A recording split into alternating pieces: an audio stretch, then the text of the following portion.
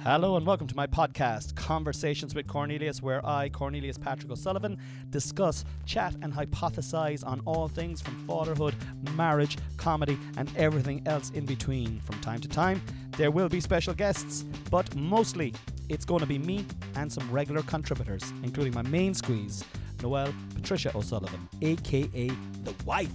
So sit back, relax and enjoy Conversations with Cornelius. The more the merrier.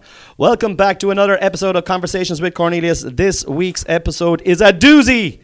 But before we get into all that jazz, guys, I just want to say thank you to everybody who's been getting in touch with me. And I want to have a special shout out to two P1s, Harry Hussey and Texas Mike, who are on the ball every week. No sooner has an episode dropped, but both these legends are on with their thoughts and musings, and I fucking love it. Fair play to you. And if anyone else wants to get in contact straight away, I encourage you.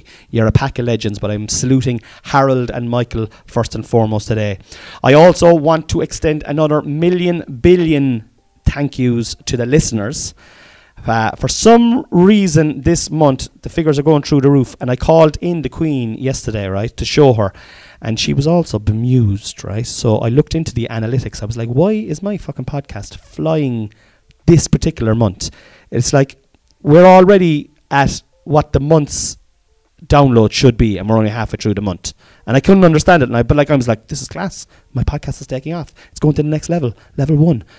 And Spain is the answer. Spain. For some reason, for some fucking crazy mad reason, the downloads of Conversations with Cornelius this month are off the fucking charts in Spain.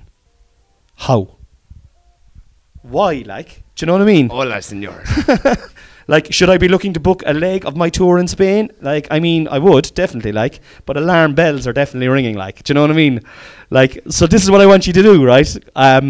Is this a fucking scam? Do you know what I mean? I think this could be a fucking scam. So if you're listening to this podcast, TM pending, right? If you're listening to this podcast in Spain, or have been listening to it in Spain in the last 7 days, I want you to send me an email to corneliusthecomic@gmail.com, and I just want you to put down the word alive. Alive. I'll be delighted then. You might be in captive, or whatever. You might be fucking one of the Kinahan cartel on the run, looking for a fucking podcast to listen to while you're trying to fucking evade capture. I still would like you to buy tickets. Charlie. Is it Charlie Kinahan? I don't know what your first name is. But the Kinahans, do you know what? Actually, the more I think about it, you're not well. Charlie doesn't sound like the deal in Charlie. And if I receive any of these emails, right, I will continue this podcast in its current form. But if I don't, I will not be responsible for the actions that I will take. Anyway, how am I? I'm grand. Thank you for asking. Just off the back of a 36-hour fast. I did a 36-hour fast on Sunday. I finished eating at 8 o'clock, and I didn't eat until yesterday at 8:30. 36 and a half hours, actually. And I'm doing the juices. I'm back on the juices. I'm flying at the juices. I'm just putting in the good habits. I'm continuing to do the good habits, and that's the plan. Last week I was in Carlow, Ballycotton and Castlebar and Mayo, and they were fucking unreal. Shout out to Carlow, though, the fucking biggest pack of wild cunts I've ever come across in my life. Have you ever gigged in Carlow? I've worked in Carlow in a van, so yeah, they're mad. It's like we did 2 shows, right? 2 shows, a 6 o'clock show and an 8 o'clock show. And where was it? Scraggs Alley. Scraggs. Yeah. What a fucking... And your man was a big... The guy who runs a big, massive giant of a fella, couldn't be sounder. But like, come on in here, we'll get him in. Come on in, back in, come on in. And they brought us into the Green Room, which is a nightclub from the 90s. It was like a 3-floor nightclub. It was unfucking believable. But I do know what it is, right? Irish towns are a beautiful thing, right? Their ugliness is what's attractive to me. Yeah. Do you know what I mean? Like Mallow and Carlow could be twinned. Yeah. They're so depressing, like. Do you know when you see someone that has like a rough face, do you know that kind of way, maybe a scar or two or something like that, you can tell, look, it's not the prettiest thing I've ever seen, but he got a story, he got character, he's seen shit. He's from over the bridge in Mallow. Yeah, exactly. Do you know what I mean? Yeah. And like Carlow is all these towns, they're like damp, fucking dreary depression bodies being held down by chains, and they don't want to go away either. Ennis is a town there. I've never been to Ennis and it hasn't been piss and rain. I've been to Ennis, I'd say 40 times in my life, summertime and every. Piss and rain. Pissing out of the heavens, man. Constantly. Yeah. Like, sorry, no, but that's a town there. That's another rough but and ready town. I love them. Yeah. And I'm sad. I was listening to your podcast. You were going on about towns there recently on your podcast. And I'm sad that, like, because I remember growing up, and Mallow was the mecca of North Cork. Yeah. You go to a pub on a Monday, 10 o'clock, kid, it's packed. Packed. Do you know? It was a great, like, not saying now that drinking at 10 o'clock on a Monday is good, like, do you know what I mean? But if you wanted to go for a pint, it would be nice to have a few people in the pub. It had character. There was people in the town. They were doing their thing. But the Mart in Mallow as well. The Mart used to draw people into Mallow. Like, I was in Carlow, right, last week. I swear to God, there's 2 abandoned shops there. One Extravision, right? Yeah. Right next door to it, HMV. If that doesn't say Old Town Mallow, Old Town Ireland, I don't know what it does. Remember, you get your tape in Extravision on a Friday, and you get to keep them for an extra day because you rented them for the weekend, £2, but you'd have to rewind it. I don't know if you remember this. If you didn't rewind it. I know. I remember them, like Extravision. Yeah. Like, when was the last time you rented a tape, like? Lad, I still have, I think every household in Ireland, actually, if you went through your attic, you would find an Extravision, like, thing you forgot to give back. Forgot to bring back the Titanic or something. I have a thing like Friday the 13th or something like that at home. I have loads of them, like if they called and collected debts, like, if I owed them a £5 a night since 2001. 2 billion. With interest. Mag Morgan, Extravision, the Extravision police. And HMV beside it. The only time I'd ever go to HMV was like Christmas Eve. I'd be like, okay, I need 6 more presents. Get a CD from my sister. I get a tape from my other sister. I get a fucking... it's still open in Cork. HMV is open. Golden discs. Yeah. Like, but they're like, would you open up a fucking tape? There's a load of naked women just counting, like, just stacking cocaine upstairs there. Do you ever see the American gangsters? Yeah. It's like not a legitimate business at all. And then you just go into the back and there's just a load of Chinese people making something. Do you know what? Like, it's true though. It's like, I was even in Castle Bar. I was in Castle Bar, and nunner, wet, damp. So I'm trying to eat healthy and look after myself, right? So I'm trying not to eat. You look fantastic. I know we're not recording this now, but I just said, no, you actually look fantastic. Thank I've you, never brother. seen you. You're glowing, boy. I tell you, well, it's just the consistency. I'm just trying to, for the first time ever in my life, I'm trying to be consistent in what I said I'm going to do. And I just want to try and be healthy for main reasons, right? It's not for my kids, right? It's not for my wife. It's not for other people. It's for so that I can fucking be healthy on my tour. And healthy, and which is in turn obviously for my kids and for my wife, because that's where we make the money to pay the bills. Exactly. Do you know what I mean? So it is for them. Like, but like normally back in the day, I'd be like, fucking go on, I'll have another joint. What time is it? 9:30 in the morning. Go on, open up a can of Dutch Gold there as well. 'Tis Monday. Do you know what I mean? I'm not gigging till Wednesday. You laugh, like, but I have that mentality. Like, right. I'd be like on a Sunday before now, right? The gigs would be over, and I'd be like, okay, I'm not gigging out till. I don't have a gig now till Thursday. I'd be drunk Sunday, Monday, Tuesday. Man, I fucking have a serious issue with the binge drinking. Like, what? Honest to God, like, yeah. I'd be like, and I convince myself I'm just going for a few pints there on a Sunday, and I'd have maybe 4 or 5 pints. That doesn't sound like a lot of drink, and it's not a lot of drink, but to me that's like my body can't take a lot of it. I'd be langers locked after 4 pints, and like. I'd wake up the next day and then that evening I'd be like, geez, it was good old crack last night. I might go for fucking one again tonight. And then I'd have 5 then on the Monday. And then the Tuesday, 6 or 7, I might have a whiskey. What? And then Wednesday I'd be like... It gets worse, like, it's not like you're cooling off. It's like, and then I'm fucking like cold turkey then on Thursday, Friday, Saturday. But I had to fucking knock, like, and that is the way I drink. And then I'd stop drinking then for 3 weeks. And I'd be like, sure, I have no problem to drink. Yeah. I didn't drink there for the last 3 weeks. Yeah, but it was slightly going, you were getting... But I'd start all over again then, and it's only a 3 week break then, like. Do you know what I mean? That's just a holiday. You know? But anyway, so I've started, and I'm off the drink at the moment, but I'm not giving up the drink. Like, I mean, I love the drink. I mean, if I am, and I love my drugs. Yeah. So don't try and get me off the weed. Yeah. So you're fasting, but you're also like downing Nick and Ken's, like. I'm a man of extremes. I'm like, you saw what I had there now. The man is falling around the kitchen at 6 o'clock, like. Like I am, like I'm fasting. Fuck off. I swear to God, I am. I sometimes I think I'm a fucking. What kind of a fucking human am I at all?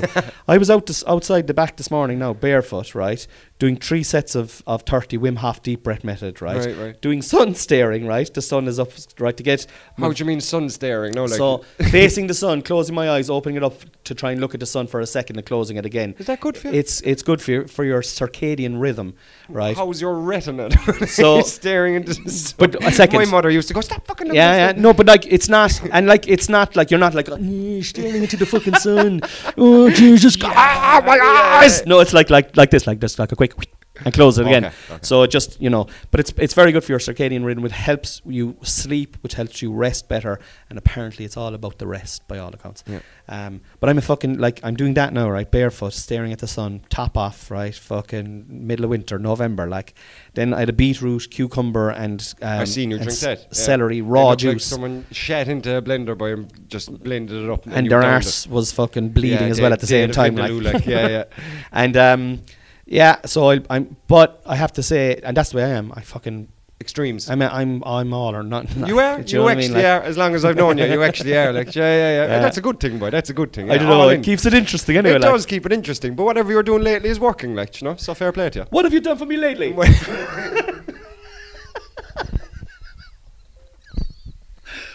of the best bits of stand-up. Do you know that stand-up? What have you done for me lately? Do you know that one from fucking Eddie Murphy? Oh my God, it's so fucking funny. Where he finds he's disillusioned with the women in New York, right? Okay, this is the bit now. This isn't my bit. Okay, and if it was done today, it would definitely be cancelled, right?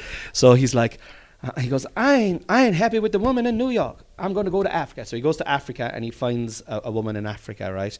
And she loves him and she cares for him and minds him and everything. Then she brings her back to America and introduces her to all his friends, and they all love her. But then the women are like seeing that she's, being this amazing trophy wife, an amazing, kind, caring wife, and they start talking to her. What has he done for you lately?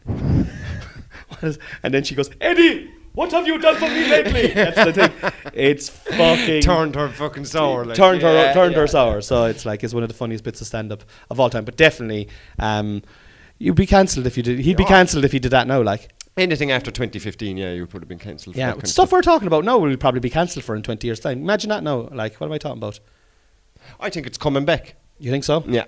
I think it's coming back that you can kind of say, I think people are getting fed up with the whole wokeness. Wokeness has gone too far. There's a definite divide. You're 100% right. There's a definite divide, and I'm seeing it in the comedy clubs.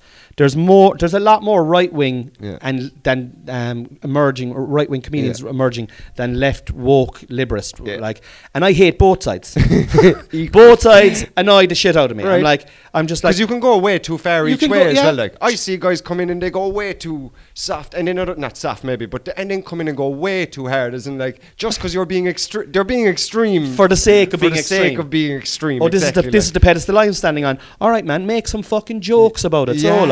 Try make it palatable to an audience that's in the middle, so that you can make your point to the masses without fucking alienating yourself or being racist or being xenophobic or being sexist, you know?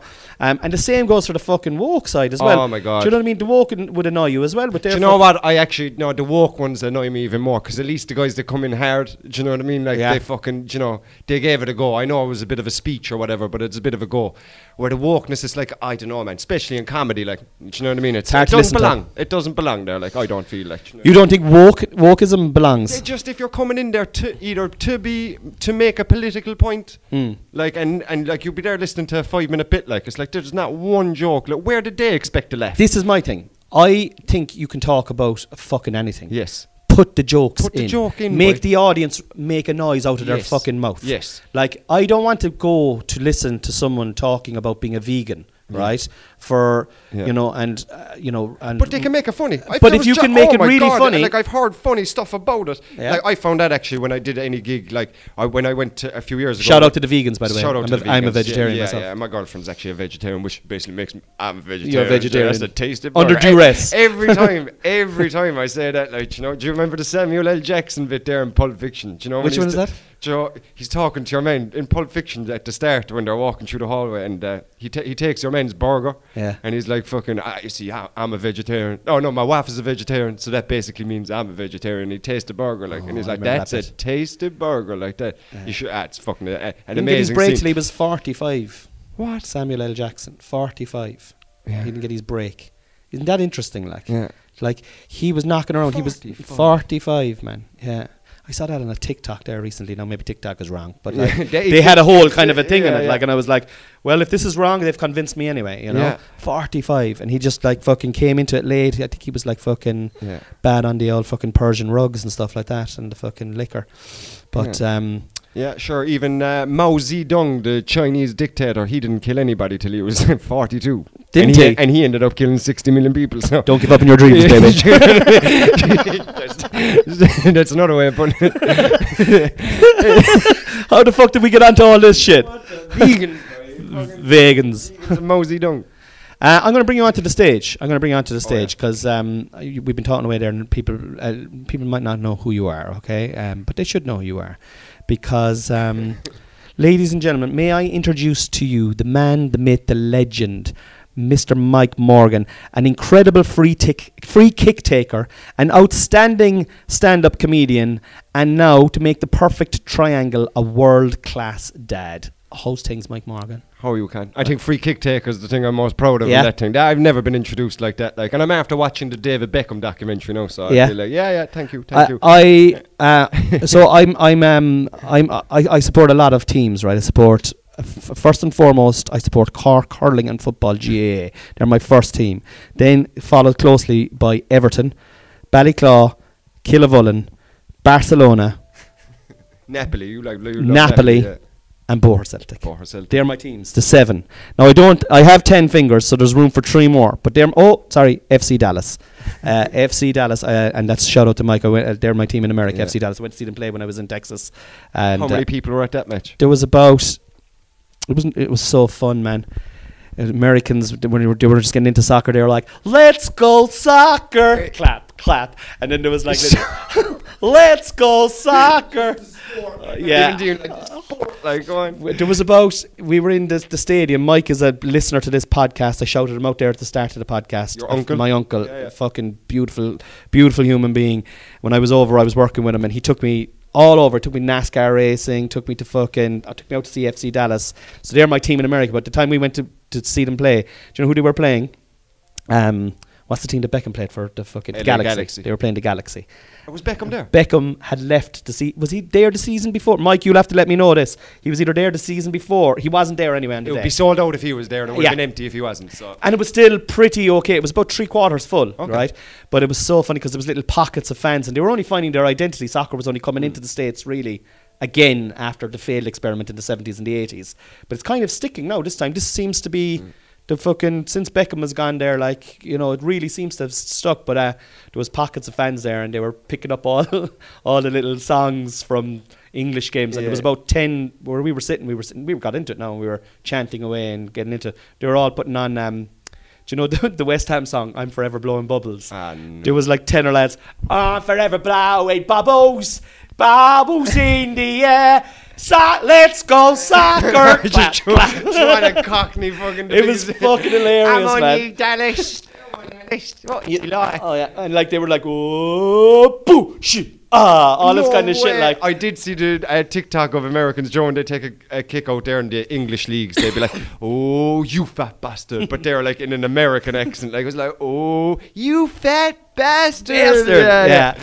So with that, it was a great experience actually. I actually went to see 2 MLS games, and one was early on, about 2012. I went to see Vancouver Whitecaps, right? That's Canadian as well. It's Canadian, but they're in the MLS. Yeah. Right. So and they're right. So I went to that game, and was Robbie Keane with them at one stage? No. Was he could have been at one stage? I think he was with LA Galaxy as well, but they had no one. Kid. I think Alphonso Davies for Bayern Munich once played for him, but I wasn't watching him at the time. So I went in 2012 with my boy Psychic Dan, our friend Psychic Dan. We were there. We went when we were about 20 years of age. Went over to Vancouver, just pissed around for 6 months, smoked a load of blunts, and just went home. Then good times, kid, good times. And we went to a game, lad, and we literally looked at each other. But we were looking at each other after 10 minutes of this Vancouver Whitecaps game. It's like, where do we sign up? Like, where do we? We were actually they were that shit, like they were so bad, lad, so bad. I remember a dude got booked, and then 2 minutes later he got a second yellow card for diving. and everyone was clapping him off the field. Like, they're like, way to go, man, unlucky, get him next time. I was like, if this is England, this man be murdered, like, you know. Anyway, I came back then years later to visit my sister. My sister lives over there, like, you know, and that was about 2018 or 2017, and the standard, lad, had gone up so much, and Vancouver were playing Colorado Rapids, lad, and Kevin Doyle was playing for Colorado Rapids. So his team were down 2-0 with 10 minutes to go. He scored a diving header, right? I was like, fuck me, lad. He still got it. Last minute again, kid. Diving header in the 3rd minute of added time, boy. Kevin Doyle, back post. Diving header. Hat-trick. No, 2 goals to get an equaliser against Vancouver in the last minute, away from home, like. And I was with all the Vancouver crowd. I was like, go on, Doyle, boy! Like that. Like, everyone was looking at me. I was like, you do fucking nothing. Anyway. So are you Vancouver? Vancouver, boy. That'd be my team, I suppose. Vancouver's your team. That's class. Yeah, so I have room for 2 more teams. But anyway, Boher Celtic. I never played with Boher Celtic growing up, but like I played with Ballyclaw soccer team. We had a soccer team. I know I played 2 or 3 games with Ballyclaw, and then I moved to London. But like I remember Boher Celtic. I remember going to Boher Celtic matches years ago. I remember because all the boys in Ballyclaw would play with Boher Celtic, you know. And then when you were saying you were bringing back Boher Celtic, my young fella now plays with Boher Celtic, Dylan. And I was like, oh, this is great. Now this will give me, because I remember you playing with Mallow United inside in town, and I'd go in and I'd watch a game every now and then. I never felt comfortable. Do you know what I mean? Yeah.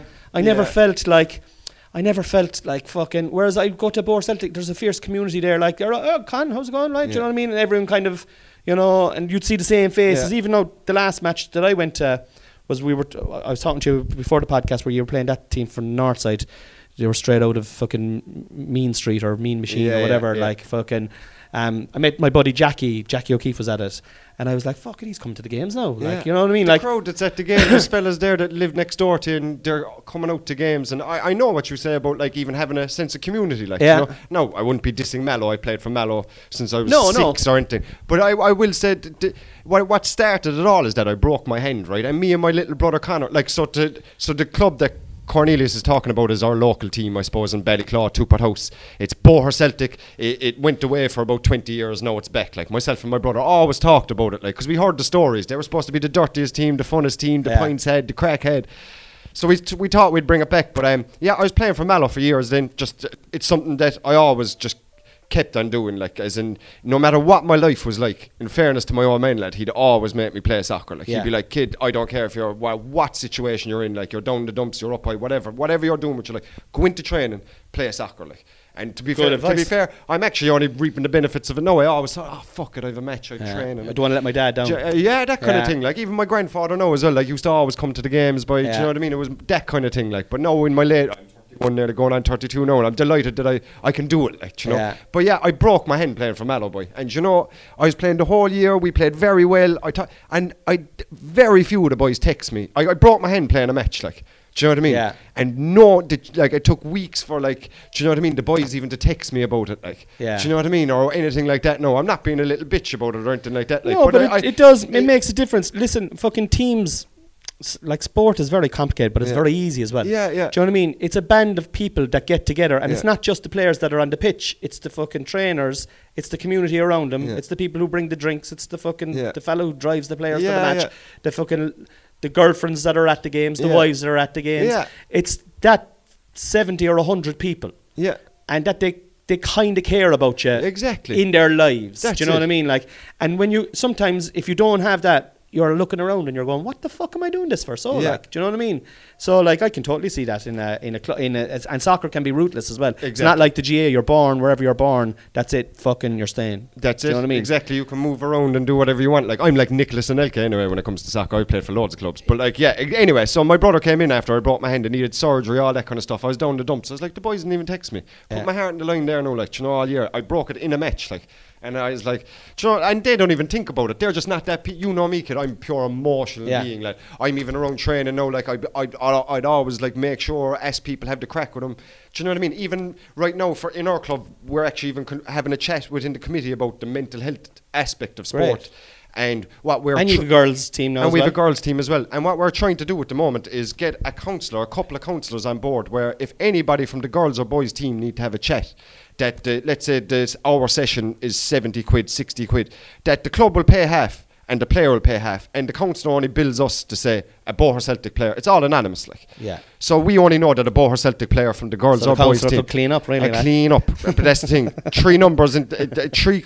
We're talking to councils at the moment. I tried to get 3 of them on board. Yeah. So that like if one's not working for one, or do you know that kind of way? And basically, I'd love to encourage that in all aspects in Ireland. That's just that's. Do you know what? We were talking about comedy clubs going left and right and stuff like that. Like that's progression. Yeah. Right. That's what you want to see. You know. In the world of sport, in the world of comedy, you want to see, all right, okay, what's going wrong here now? How can we stop this fucking pandemic of fucking mental illness? That's what the pandemic has fucking brought out into society, is mental frailty. Like, do you know what I mean? Young people going around feeling, and old people, man, people my own age, sure, people my age are the fucking people that are topping themselves. Do you know what I mean? Yeah. And it's like, seeing that is so healthy. Like, it's not just about the best 11 players, and I see that's the thing I like about Boher Celtic, right? My young fella's playing, right, and he should be starting every game because he's the best, right? And sick, all right, in fairness, right?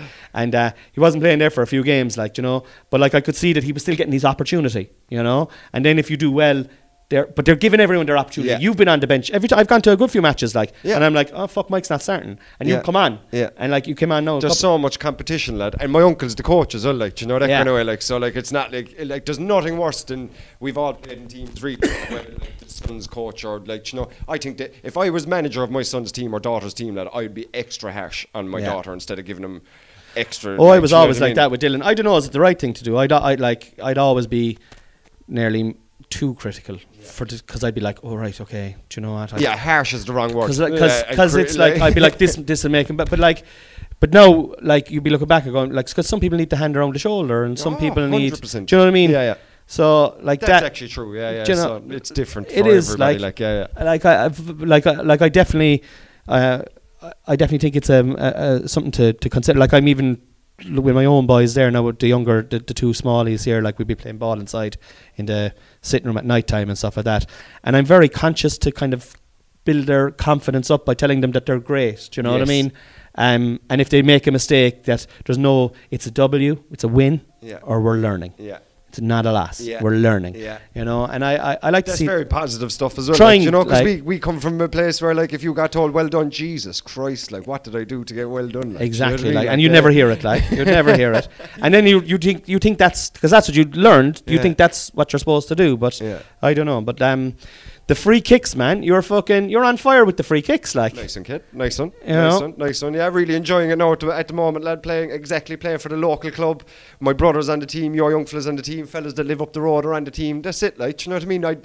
You die for them. I love the coaches. I love the fellas I've met. Yeah. Friends. Top of the league. We're undefeated this year. Still in the cup. Well, we haven't played a cup match yet. So still in it, but still in the cup, baby. Still in all the cups. Like, I mean, that's like Everton are still in the Coca-Cola Cup, like. Do you know what I mean? I think it's our year for the Coca-Cola Cup, if it's still called that. Girls team working away as well. My girlfriend is playing soccer. My girlfriend has never kicked a ball in her life, and she's gone playing for the girls team, lad, and I'm nearly crying with proudness when she goes out the door, like. Shut the front door. So trying to get my sister to play, all that kind of stuff. But like, my aunt is playing from, lad, there's about 30 girls in the team, and if there's any girls around the Mallow area, fuck off. Come on. And we're full up. No, just go away and fuck off. You know what? You can join. What have you done for me lately? What have you done for me lately? No, it's great, and it is a real positive thing, and I'll tell you what from my perspective, right? So I'm a GA head, right? I grew up, played hurling and football. Yeah. I played soccer once I kind of got to maybe 18 or 19, which is the wrong time to start playing soccer. Do you know? But especially when you're going from, I've seen it on both sides. I've seen soccer fellas go play Gaelic, and it's the same. It's the same thing. Different, just because there's a ball, it doesn't mean it's the same, boy. I saw you playing GA, and I knew straight away you were a soccer fella. I was out getting chalk on my boots, kid, running out wide, like, diving, putting on the shin pads, like. I would see all the soccer lads always have their socks up, like, and all the GA lads would be like, "What's the fucking story with that?" Like, put it down, boy. Are you? Like, I don't know. Do you want to get a belt? Lad, I used to stop playing Gaelic. It's like, ref, are you going to help me? Are we going to call the guards? But the thing is, right, that's the perception, right, that like GA is violent, and it is violent, and it is tough, and it's man on man, and you've a man digging you into the back trying to not get you to get the ball, right?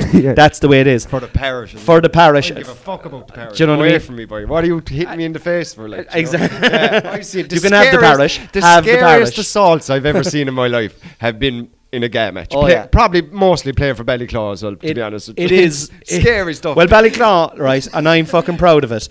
We're fucking feared.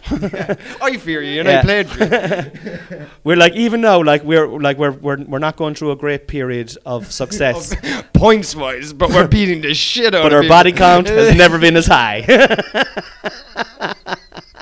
The trophy room is just skulls. But that being said, I've gone to like you're playing at the bottom division now is it Munster Senior League? Is it? No, we're in the Munster Senior League. We hope someday to get to the Munster Senior League. We're in the AUL, where the players play. This is like ex-cons come and fucking join this league. Like. And there's like how many divisions in that AUL? 4, I believe. And you're in Division 4. Yeah, right. And you're top. Yeah, but you're only joined the league last year. Like you're a new club, so last year was a learning curve.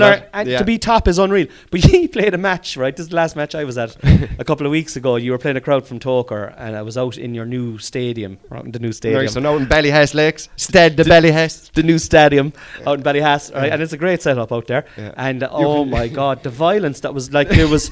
I swear to God, I was on the side of I was in the sideline with my 2 small boys. Noel was there as well, right?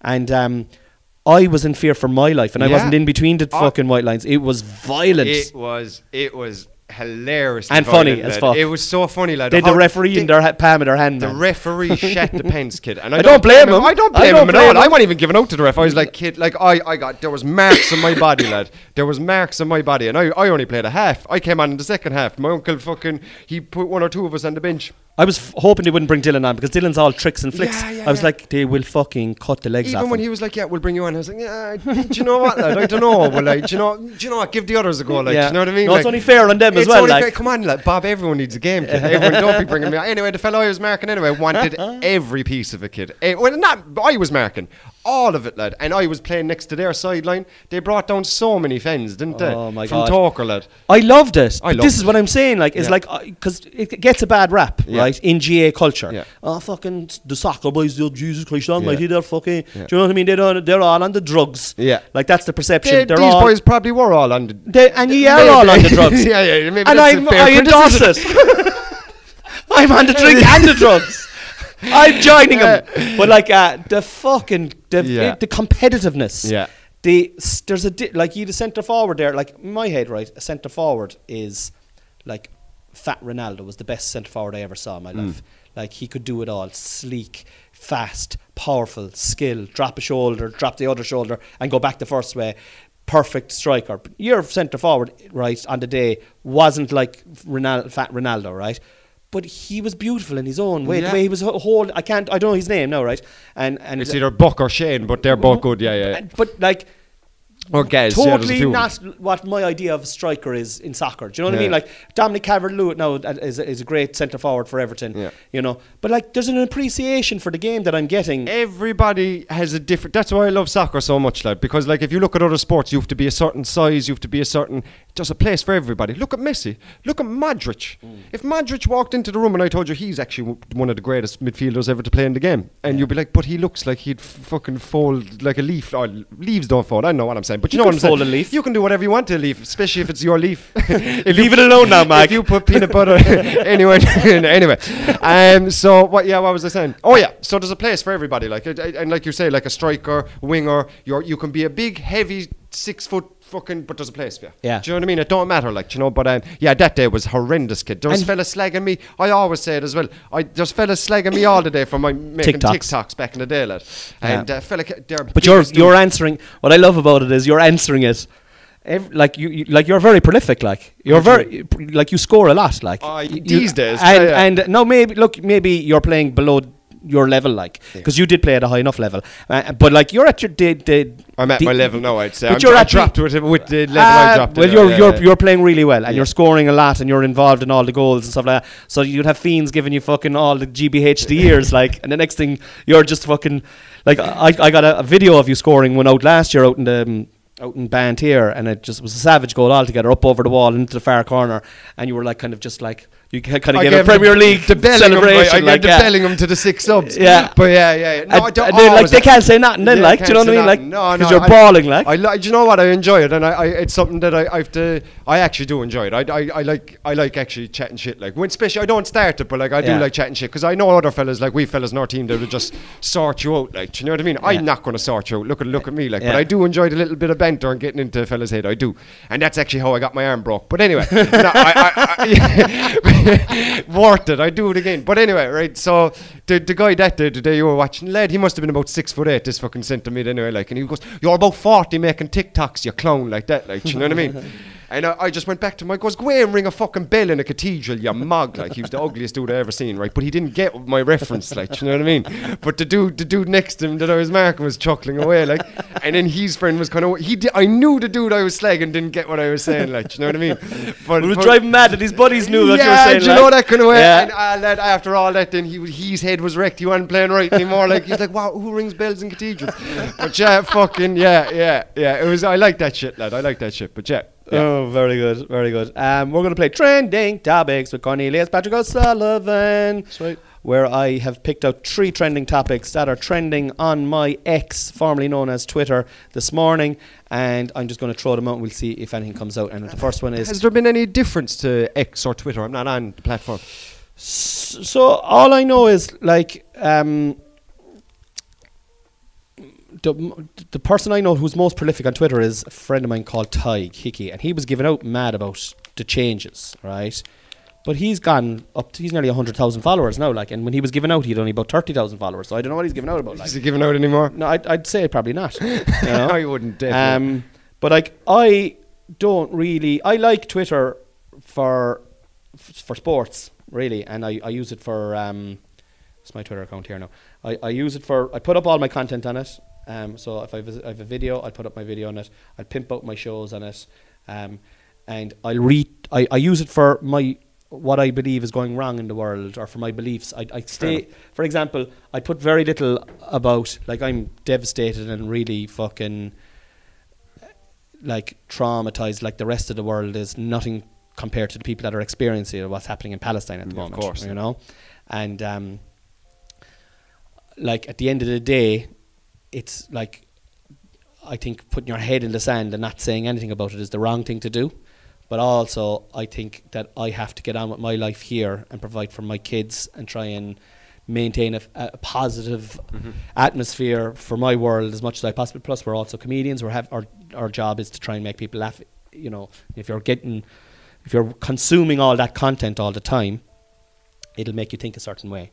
And I think it's important to think that way, and it's important to talk about it in as much as you possibly can. But I use Twitter for that. That's what I use Twitter for. It's like for like Palestine stuff. Like I've gone to a few marches now, and fair play. You know, like that. But like, it's still tiny. Like, do you know what I mean? It's still tiny. It's still tiny. Like, but I use that to express my opinions on the world, we'll say, and then I use Facebook and Instagram a little bit for that, maybe on a story every now and then, but mostly for my content. And I think that's what Twitter, to answer your question along, I think that is what it is. It's kind of like it's kind of a voice. It's kind of what your voice is on topics. Do you know what I mean? Like, so it's great for sports, and then like fucking, I get my news off it then, because I don't really watch the news, like, but I try not to go on Twitter much, Mike, because it's mostly fucking septic, like. Yeah. It's most like even with that, what's going on now in the war there at the moment in Palestine. I mean, some of the videos that are coming out of there, they're fucking horrible, like, you know, like dead babies and fucking limbs hanging off kids, and you know, like even talking about now, you can even tell our vibe is, or like our tone has changed, like, you know. Jesus, but like. Yeah, so I still use it for the trending topics anyway, you know. Yeah. And the first one is Catholics. So right. Right. Catholics? Yeah, Catholics. Yeah, I feel, do you know, I thought of this recently, just the first thing that pops into my mind now, if you say Catholics, what comes into my mind?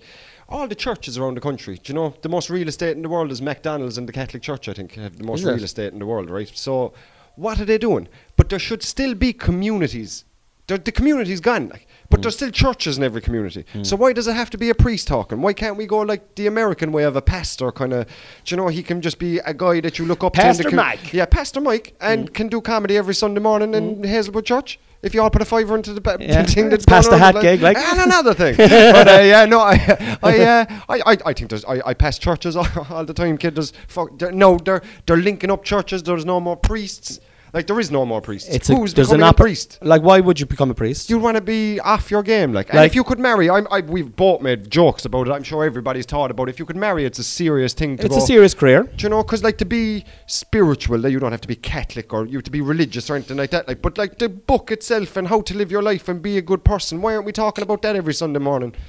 Do you know, like, but it doesn't have to be a priest telling you. Like a priest there now to get married and all that kind of stuff, and he's on the altar then, and he's telling you about love and how to treat yourself in fucking marriage. He's never fingered a beer in his life. Kid, not even a smelly finger in your life, and you're talking to me how to treat this missus, like. Do you know what I mean? I don't know, boy. I know. It's interesting. Even they're getting my own daughter christened there now, like. It's a decision I need to make, like. What, like... It's more for the family, like. Yeah. It'd be more for the family, like. Yeah. Do you know, case what they say? I'd personally, like... it wouldn't make a difference. It wouldn't make a difference to me. Like the only difference it would make is probably make it to your daughter's life when they're looking for those certificates later in school. Yeah. Can you bring in your confirmation certificate and stuff? Yeah. They need those for some shit. I don't know. Does it make a real difference? Does it make a difference? Probably not. Probably not. Like, you know. But the community, the family side of things. Like, for example, we got Hunter christened. Harvey was christened in Ballyclaw and Hunter was christened in Killavullen, and we were new to the parish in Killavullen here, and we got him christened in the Killavullen church. And I went down to the pub, Packy, and I said, look, my family are coming down to get our young fella christened tomorrow. We might be coming in for a few drinks. Is that all right? I just said I'd say it to you, it'd be a Sunday, there might be 25 or 30 of us, just so you'd know in terms of, you know, that you might have an area first. I don't know. No, because I didn't think they'd be busy, like, but I just thought, just in case you need to bring in someone else to help with staff for an hour, you know, like Carol, his wife, like, you know, that's what I was thinking. So we went and we got Chris and we came down to the pub afterwards anyway. They had a load of sandwiches and everything made for us. Ah, Jesus, fair play. Do you know what I mean? Like, yeah. And like, and that we were new to the parish, and all my mum and dad were there, and we had one or two drinks. Everyone had one or two drinks, and then we all came back here, then had something to eat. But like, I was like, okay, there was 2 pubs in the parish at the time, and I was like, this is going to be my local now. And there's only one pub there now. Thankfully, it's that pub. Is it that? Yeah, I was going to say, yeah. I got kicked out of the other pub. I told you that story. That's so funny. I'm still toying with the idea. I think it's nearly I'm of bringing it into my next stand-up show. That whole story. You have to. Yeah. It's so funny, boy. Yeah. It's one that I still think of that moment and go, how like, must you have felt like? Do you know what I mean? Like, what came into their mind? Like, I never felt as bad, man. It was the next day. It was just like, but I thought about that. That's a long story now, so I won't get dragged into that. But yeah, the Catholicism as a religion, like. Have you been to the Vatican? I have. Yeah. What do you think? Amazing. Yeah. I saw all 16 chapels.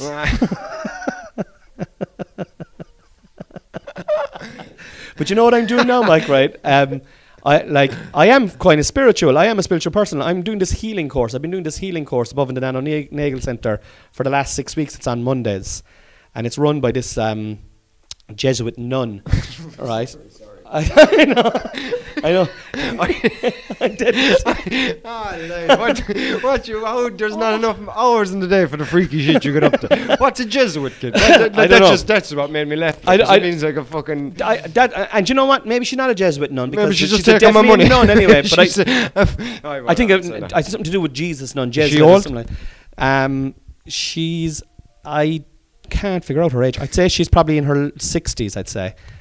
But she's fucking unbelievably vibrant and like teaching like all these healing techniques with your hands and stuff like this for your body, energy healing.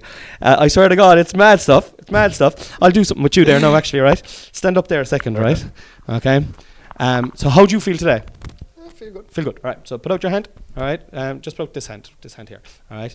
So I'm going to apply some pressure to it in a minute, right? Okay. And what I want you to do, right, is when I apply the pressure, I don't want you to fucking fight me in it, but I don't want you to let me just I'm going to try and push it down. Just try and keep it the same. But if I push it and it goes down, it goes down. All right. Okay. So you're feeling good. Okay. Yeah. All right. Okay. Do you feel good? I feel good. Yeah. All right, okay. I'm going to apply a little bit of pressure here now. He's standing up. You're very tall.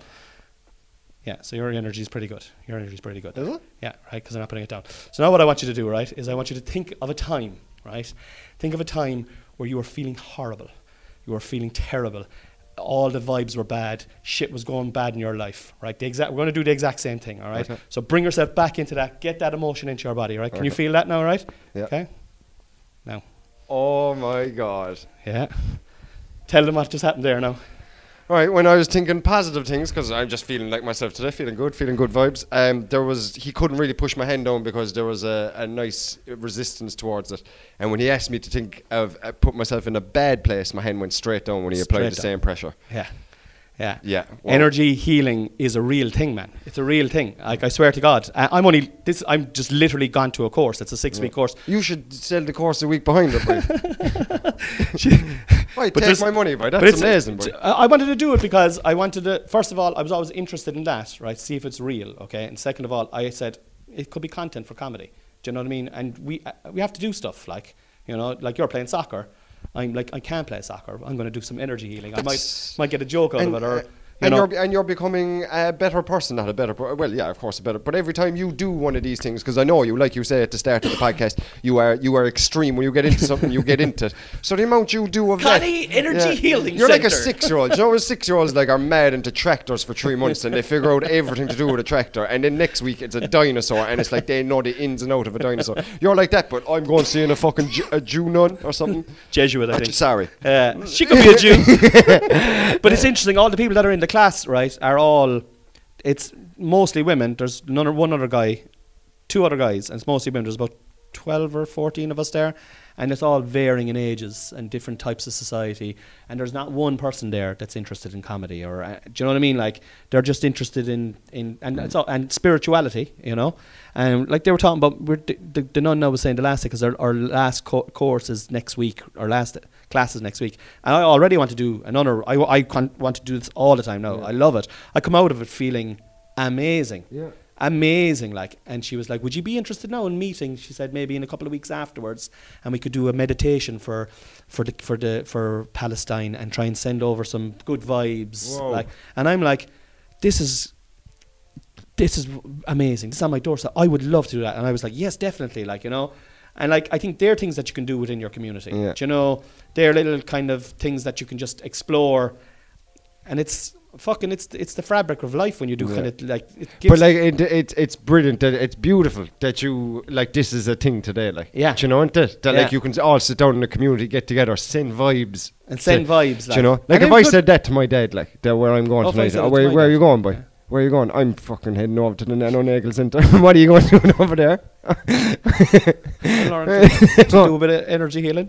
I'm fucking sending vibes to Palestine, Dad. Yeah, and like. That's hilarious. I don't know. It's quick. No, but it's very cool. Like, it's interesting. Cool. She was the last time we were there. Now we were learning stuff. Is there a charge? Sorry. So it was €50, right? And for 6 weeks, and then they give you all the documentation and stuff like that. But it's €50 fucking for like less than a tenner a class. Like, do you know what I mean? Yeah. And they're not making any money out of it, like, do you know what I mean? Like, they're not, like, they're not, they can't be, there's about 12 of us there, and there's electricity and the heat, places roasting, like. That's a lovely new watch you have. Oh, this whole thing? And, no, I have to say now, I really am enjoying it. It's something completely different, and I look forward to it, and I'm kind of going next week, fuck it, that's finished now. But it's kind of giving me a vibe to do, what can I replace on a Monday night now? That's something that I've never done before, that I'm kind of vaguely interested in, that I can do, that can go into it, like, and get more, and take me out of my obsession. I'm fucking Mike. I get up in the morning, man. The computer goes on. I'm working till I go to sleep. Like, I'm fucking, you know, I'm like, something has to be done. I'm eating, shitting, washing, or working. Yeah. That is like literally what I'm doing, and I'm just trying to find ways of doing stuff so that I'm not. There's a bucket of. There's a bucket. Look into that bucket over there. Why is it all white? Hashtag Joe Biden. Yeah, I think I'd be sure anything political. I suppose I personally don't give. Do you know, sometimes when you ask someone about their political stance, they get offended or who you're voting for. I couldn't give a fuck. I don't think I voted in a political thing in my life. Didn't you? No, maybe like, you know, gay marriage or. I don't know, like anything like that, my abortion, anything like that. Like I might like but actual who you voting for, like Fianna Fáil. I don't know. I don't know who does what or what else they do, because it seems they're all promises, and in all walks of life, it's all promises.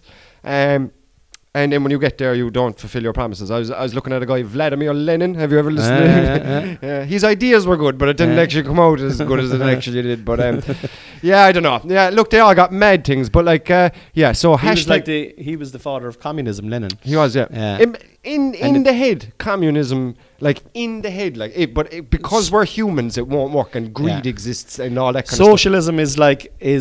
Socialism actually is what he was into, and socialism, like, it sounds lovely, doesn't it? It like, does, yeah. Do you know, we'll all just, you do that and you do that, and we'll all share. Yeah. But nobody does the equal amount of work. I'm a carpenter. Yeah. And I'll build, do you know what I mean? I'll build whatever. Do you know what I mean? Are you a doctor? Oh, yeah, you just mind if I have a health issue, let's just mind that. And I'm a comedian, I'll just make a few jokes about you being shit at carpentry and you being a fucking... That's unreal. You know... It would be comedians would have... Like, like, how far would that gone? Like, do you know what I mean? Like, when you think about it, like, that's why socialism doesn't work. Like, they're like, this cunt is taking the piss out of me for fucking building his house for free, like. Do you know what I mean? What kind of jumper is that, huh? Where'd you get that? So, all right, okay. Joe Biden. Yeah, I preferred when Trump was in there because at least it was entertaining. At least it was...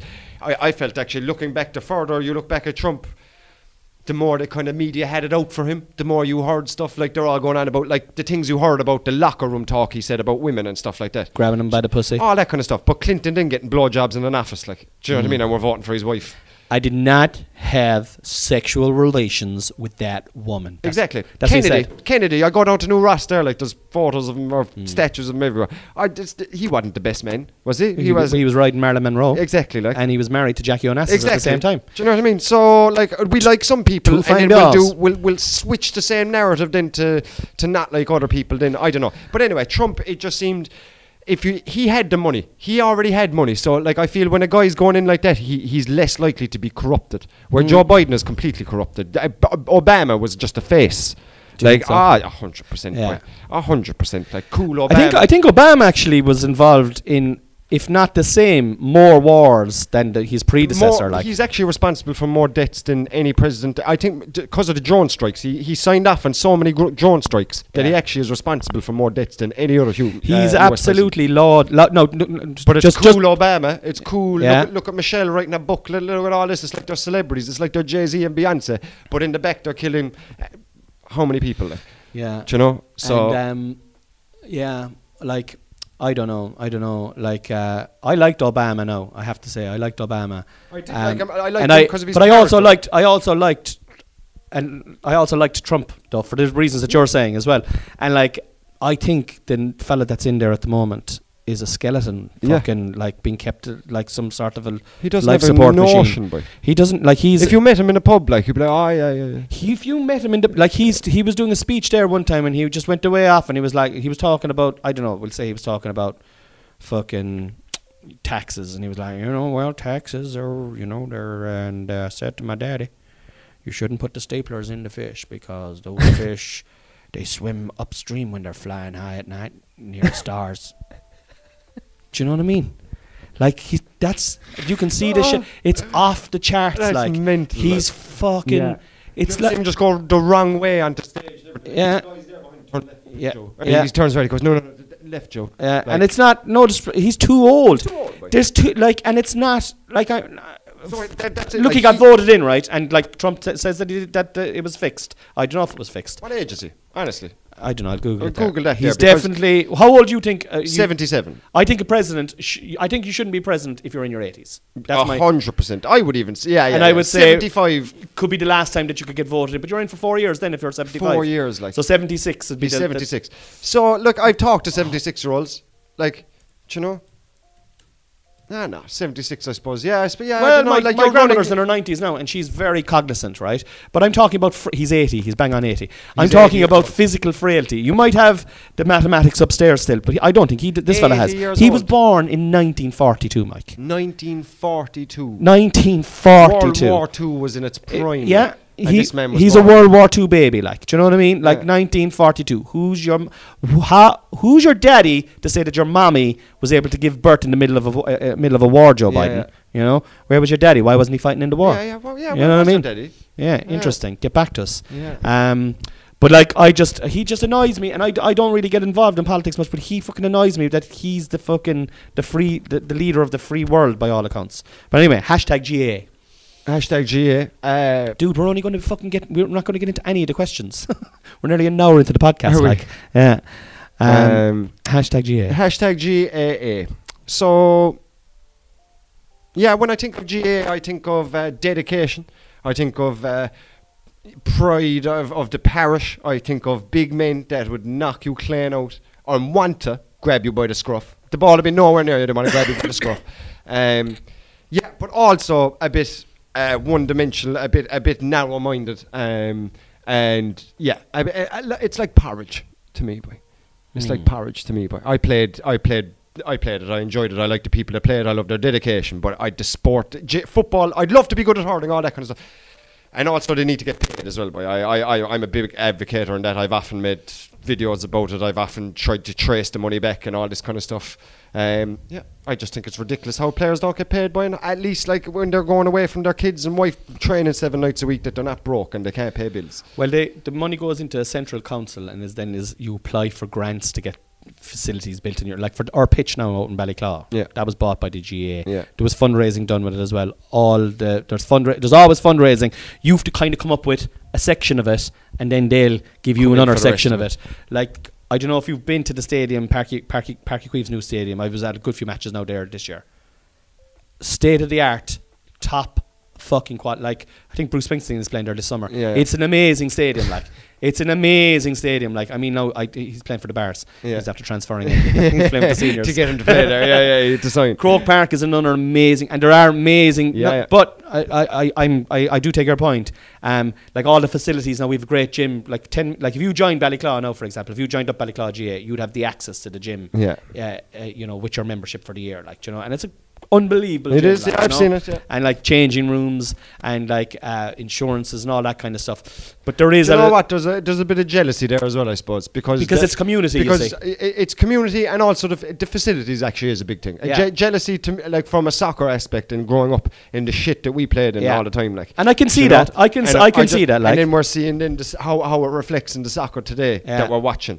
Like going to Carragoon, for example, and Mallow. Like, I mean, Carragoon is there's 5 or 6 pitches there. They've got a massive clubhouse. They've got the facilities, and you clubs still have to come up, have to fundraise for stuff as well. But the GA have a big pool of cash, and they'll fucking throw it in. And if you take tickets at the gate, then right, if you're coming to a championship match, right, and a ticket is a tenner or something like that, you have to give like fucking £8 or £7 of that to the GA council, and then the club keeps the other bit of stuff. You get a big game, the club will make a few quid. So it is. There is structures in place, and the money is very transient and very seeable. But I agree with you. Yeah. I'm answering your question, and I'm also agreeing with one of your points. I think we live in an era now, right? Because when you said there, what I thought was interesting there when I asked you, Gia, and you said a bit one-dimensional. I agree. I'm sad to agree that it is a bit one-dimensional, and that I would prefer to see. And I'm seeing it actually in the club that I'm here now. They're very forward thinking. Like, I've done courses to get Garda vetted, and I had to do a fucking child course and stuff like that to be involved with the children. And but not every club is like looking after mental health and stuff like that. Like, but I have to say now, the club here that my kids play for here, Killavullen, are fantastic at that kind of stuff. But like, even if you go over there, they've got a fucking unbelievable clubhouse. There's 3 pitches. There's an AstroTurf pitch with hurling walls there.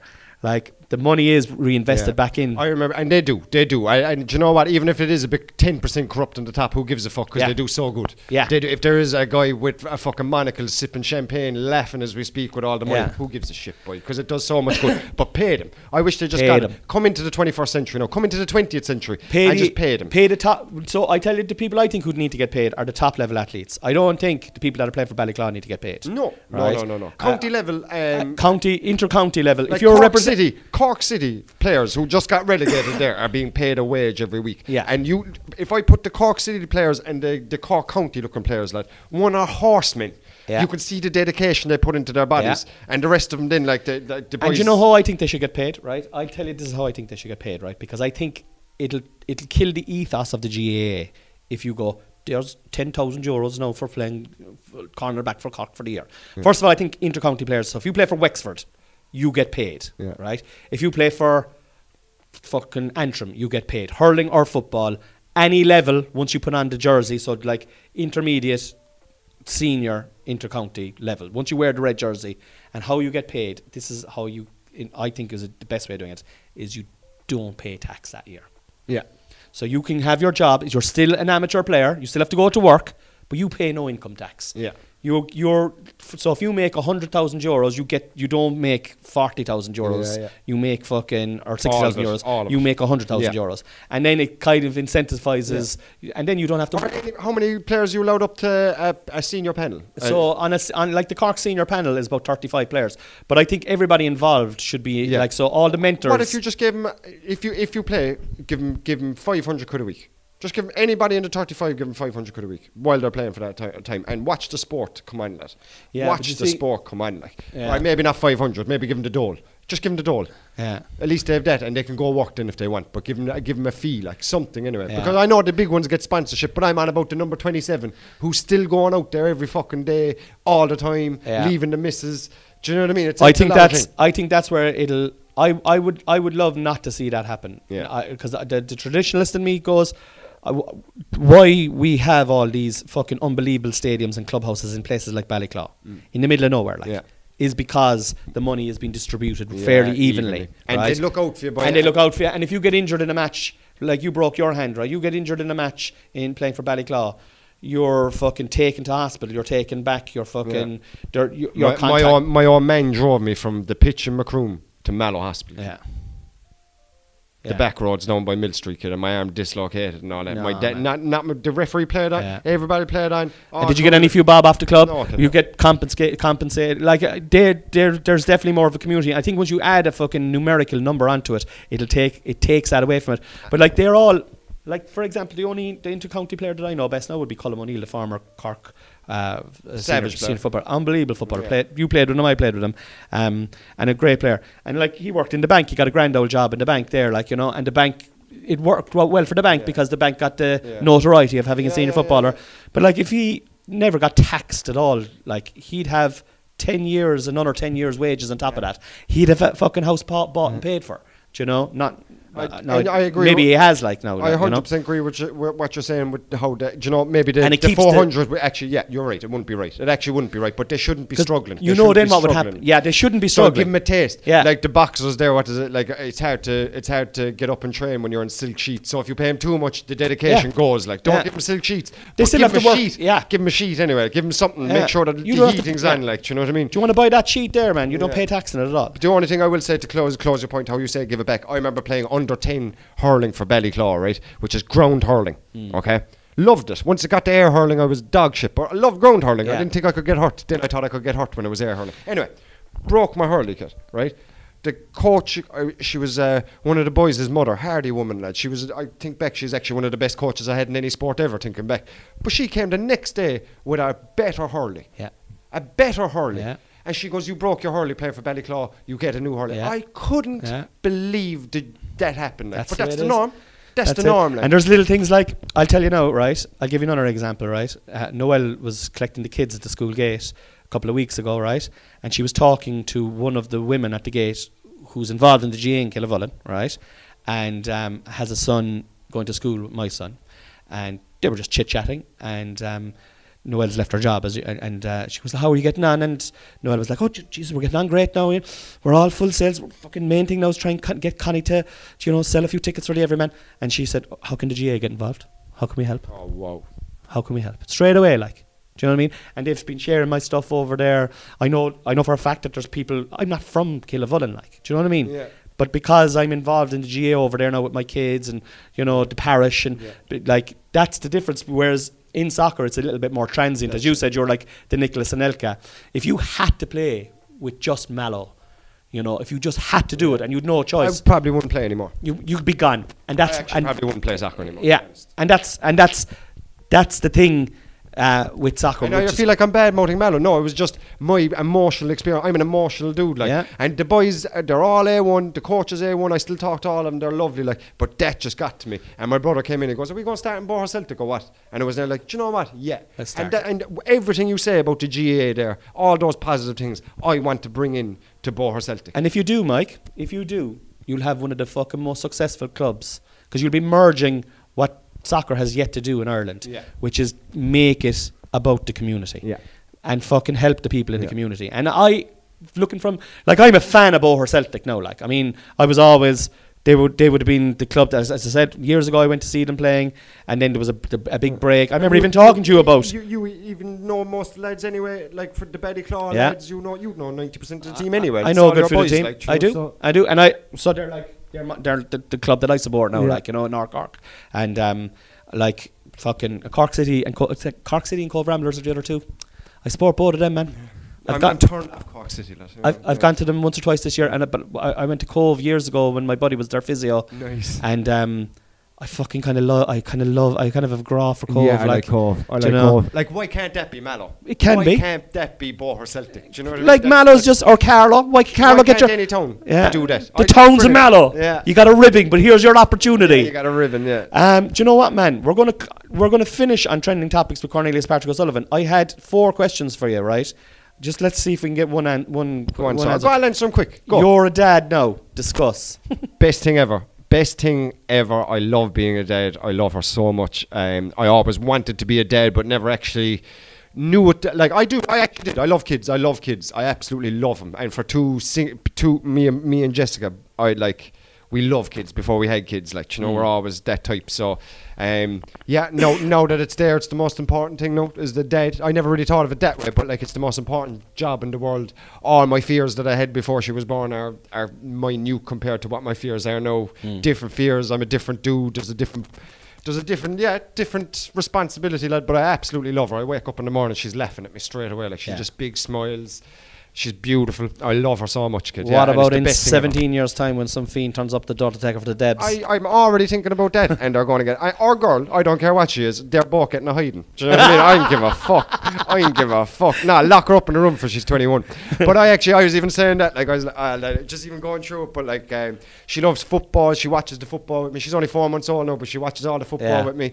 Like, she was born during the Women's World Cup, so I was up 7 o'clock every morning watching fucking Tanzania versus Ghana women. Like, do you know what I mean? But like, going for it. Like, did you like the Women's World Cup? I thoroughly enjoyed the Women's World Cup. Yeah. Did you? I loved it. I fucking couldn't get into it, man. I loved it. I thought it was a different animal, kid. I thought there was it's gaps. There's gaps everywhere. Like, do you know what I mean? But yeah, I enjoyed it, especially when it got to the latter rounds.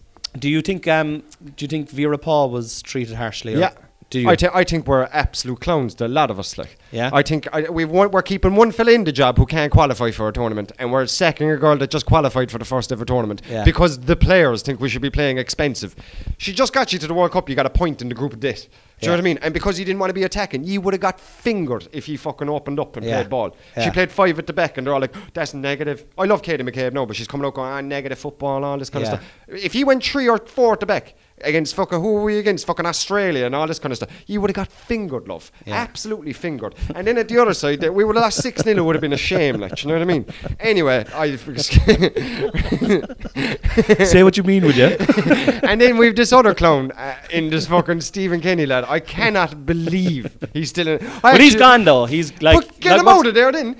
We've a fucking internationals this weekend. Get a new guy in and let him know the new squad. This guy, lads, I'm actually like, I feel bad for him now, lad. I actually feel bad for him now. It's gone past Lincoln City are in for him, man. Lincoln City. Lincoln City want his services. He's clueless, kid. He's the worst public speaker I've ever seen in my life. So to answer your question, yeah. Being a father is great.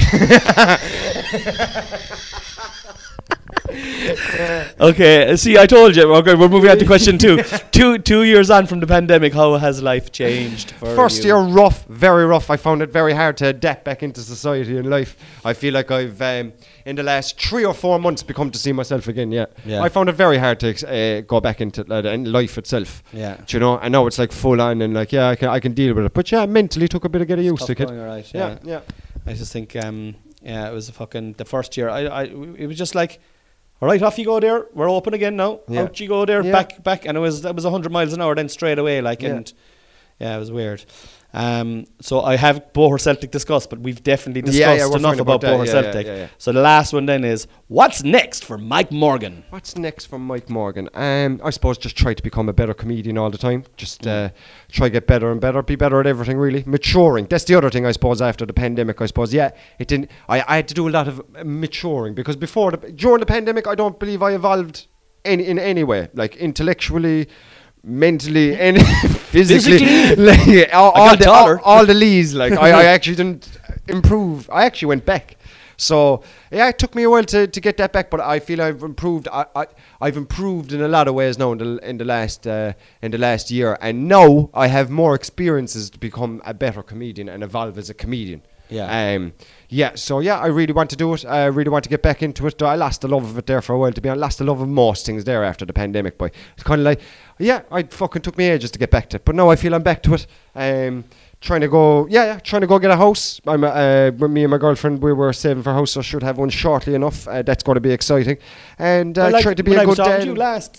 I remember, I think the last podcast we did, it was a long time ago now, but I remember you were working with your dad, and he was putting your wages away, or a bit he used of your to give wages. it to a woman called Breed, and I don't. I fear not many people, I would say, but this woman strikes the fear of God into me, like, you know. So she was getting my wages every week. This was going on for ages, and thank God, because I got a car there recently. I was able to just go, Breed, can I 10 grand there or whatever, like, 'cause it's amazing. I never saved ever, like, you know. But who is she? Does she work for your dad? She's about an 8-year-old woman, kid, and she refuses to use a money counter, anything like that, because she believes the money counter will take her job and all this kind of stuff. She's the scariest woman I've ever met in my life. So therefore, if I want my money that I work for, I have to ask this scary woman. She'll freak out, like.